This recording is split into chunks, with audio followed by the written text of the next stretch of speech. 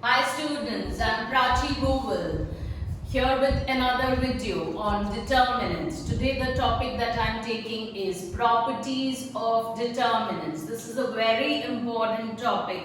This is a sure 4-marker question on properties of determinants. We have proved that questions based upon the properties. You have a particular determinant given to you and you're supposed to prove a particular thing. So that cannot be done by opening of the determinant. When it is mentioned using properties, you have to at least put in one property and then you can still open the determinant. So here what do I have? There are various different properties. So I move ahead. The first property is the value of the determinant remains unchanged if we interchange the rows and the columns. That means if I transpose the determinant, its value remains to be unchanged. For example, here I am giving a particular example. If I have 5, 4, 2, 3, if I open this determinant, 5 into 3, 15, minus 4 into 2. So that gives me what?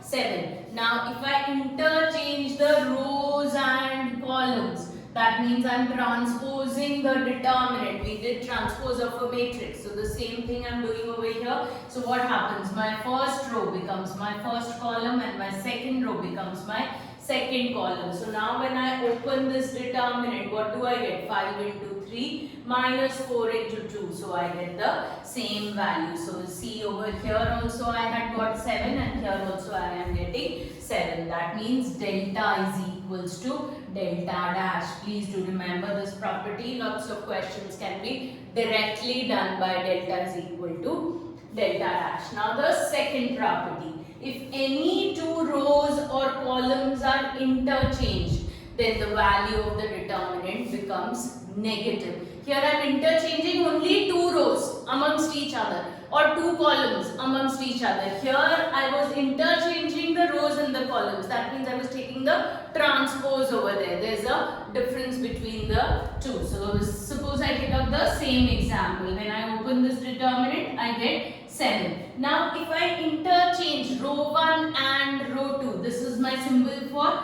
interchanging. So what happens? Row 1 becomes row 2 now. So 2, 3 and row 2 becomes row 1, 5, 4. So now when I open this, I get it as minus 7. So please do remember that the value of the determinant becomes negative. Same ways I could have done C1 is C1 interchanged with C2, or I can do R1 interchanged with R3. I can interchange any two rows or columns. The value of the determinant becomes negative. Okay. So now we move ahead to the third property. This is a very important and very commonly used property. If any two rows or columns are identical or same, then the value of the determinant becomes a 0. It makes the question very easy. So please do remember, if any two rows or columns are same, identical,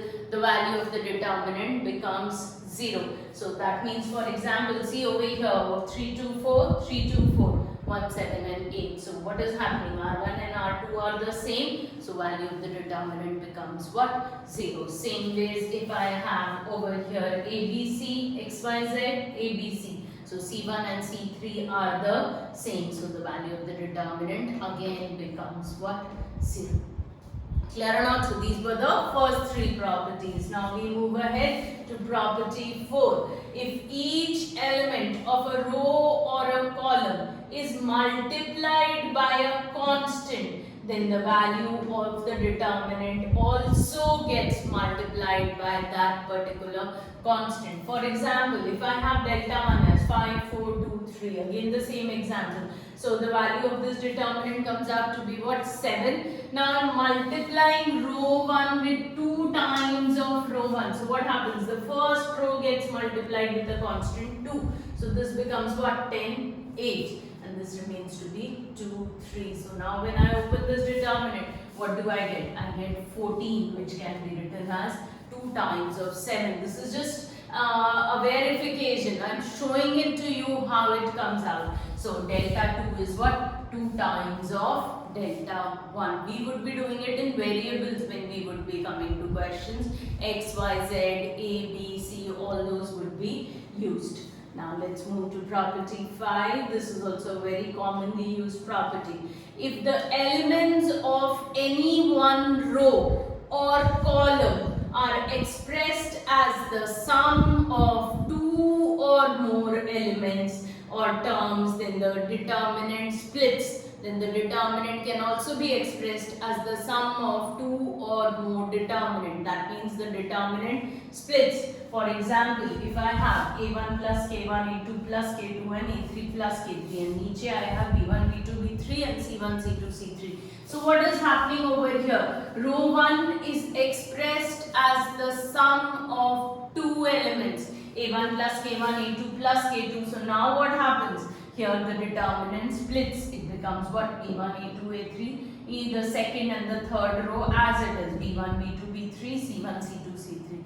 Plus the next determinant becomes what? First row K1, K2, K3 and the second and the third row again as the same. B1, B2, B3, C1, C2, C3. So again, if there was a third element over here, suppose plus X1, X2 and X3 was given. So it would have split into a third mode determinant, X1, X2, X3, B1, B2, B3 and C1, C2, C3. So that depends. Now please do remember, if any one row or column, not more than one row, if it is more than one row, it becomes very complicated. Some people do it with more than one row also, then you get 6 or 8 determinants. That makes it very complicated. So stick to any one row or column is expressed as the sum of two or more elements. Then we have the third property, which is linear operations or linear combinations.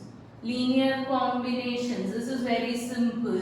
This is what I can have any row as. Row 1 is row 1 plus 2 times of row 2. Now here I can operate on 3 rows together. In matrices I could not, but in determinants there is this property. I can operate on 3 rows. R1 is R1 plus R2 plus R3. I can do C2 is C2 minus 3 times of C1. I can also do what R1 is R1 minus R2 minus 3 R3. I can operate like this also, and I can do a row operation and then a column operation. There is no hard and fast rule that I have to stick to, only row operations. Like in matrices there was this rule that we had to stick only to row operations or only to column operations. Here I can apply any operation. So these are my properties of determinants. We would be doing lots of questions based upon the property. There are simple 1 marker, 2 marker, 4 marker questions on properties of determinants. So please go through the video 2 times and then we would be taking up questions later on. And please do like, subscribe my channel.